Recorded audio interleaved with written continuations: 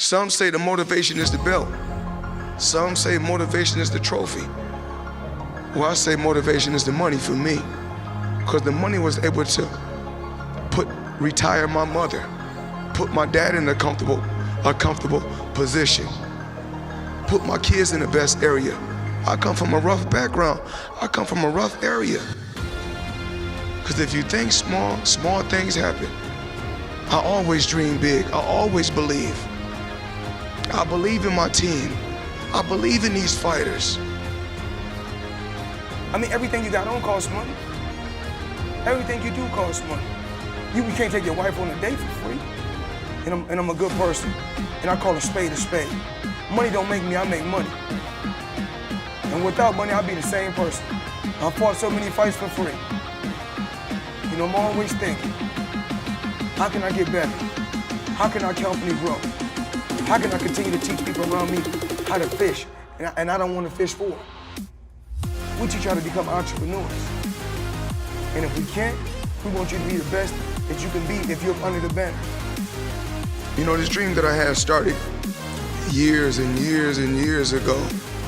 You know, no matter what my dad did to give me a finer life, to give me a better life, to give me the best life that he could give me.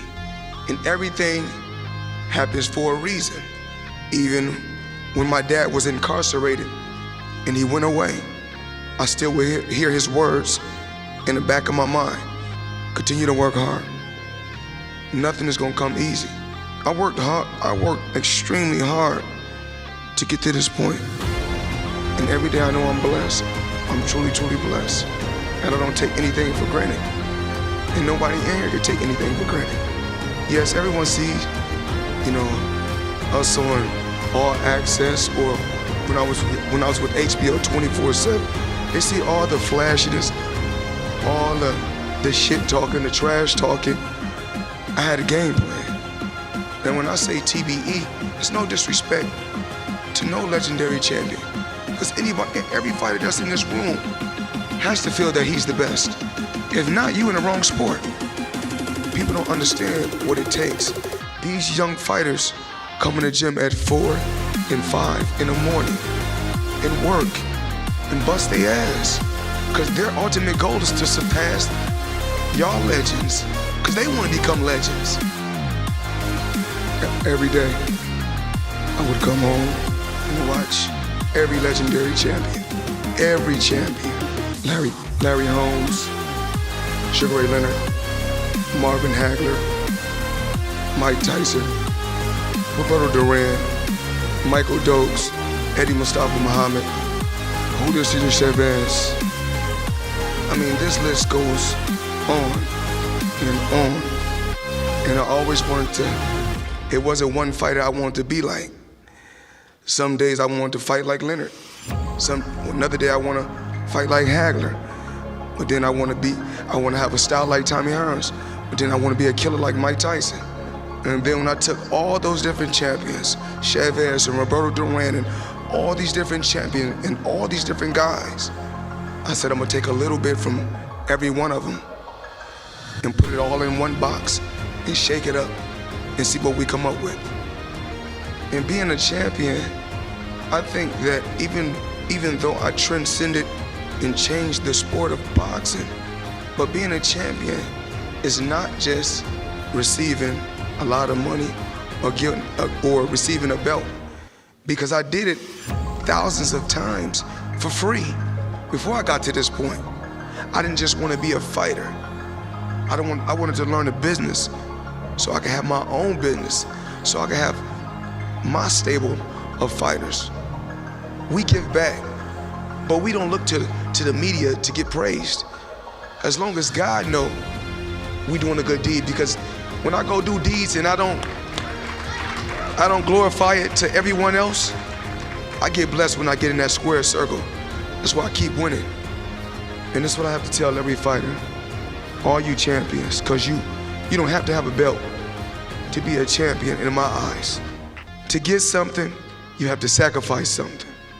And what I did, I put everything aside my whole life. Boxing has always been first. I never focus on anything but the guy that's in front of me. Because when it comes down to it, I always said this for many, many years, the fans cannot fight for you. And one thing I know I can do, I can fight. So, the fans, when they shout, scream, I don't worry about nothing. I just, keep my composure and stick to the game plan. Constantly keep coming ahead, pushing him back. When he first come out for the first 20 seconds of the round, when he go back to his corner and he sit down, I said when he come out, he gonna come out for 30 seconds and fight hard, and then he gonna break. And once he break, that's when I'm gonna shoot a hard shot to the body, hit him with a hard shot up top, and keep pushing him back. Remember, I told you guys, weight doesn't win fights. Fighting wins fights. And then talking doesn't win fights. Fighting wins fights.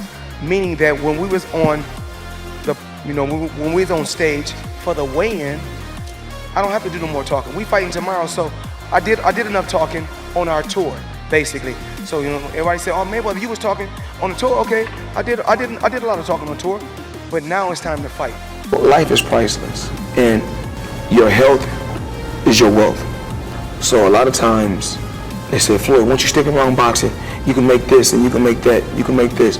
2 years off, I could have made a ton of money. But remember, your health is your wealth. My ultimate goal is to become a $100 million fighter. Once I seen guys like when Mike Tyson, and I seen it myself with my own eyes, when I seen that Bentley at the boxing gym, and I seen that diamond Rolex, I said, I want that. And I knew what it took. So I know when my opponent is asleep, I'm out there at 4 or 5 in the morning, chopping trees, working.